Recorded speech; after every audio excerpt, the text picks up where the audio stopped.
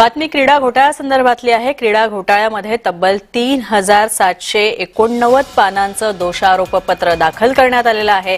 14 कोटी 15 लाखांच्या मालमत्ता यात जप्त केलेल्या आहेत। तसंच हर्षकुमारनं 6 महिन्यांमध्ये कितीतरी कोट्यवधी रुपये उधळले होते। तसंच 7 कोटी 44 लाख रुपये हर्षने उधळले असल्याचं समोर आलेलं आहे। छत्रपती संभाजीनगर शहरातील क्रीडा संकुल समितीच्या खात्यातील 21.59 कोटी रुपयांचा हा घोटाळा होता आणि या क्रीडा घोटाळ्यामध्ये आर्थिक गुन्हे शाखेने काही महत्त्वपूर्ण पावलं उचललेली आहेत। तसंच 79 दिवसात तपास पूर्ण करत 11 आरोपींच्या विरोधात तब्बल 3789 पानांचं दोषारोपपत्र दाखल करण्यात आलेलं आहे। तसंच न्यायदंडाधिकारी यांच्या न्यायालयात हे आरोपपत्र दाखल करण्यात आलेलं आहे आणि 21.59 कोटींपैकी 14 कोटी 15 लाख 47,100 रुपयांची रोकड तसंच सोनं, गाड्या, प्लॉट आणि फ्लॅट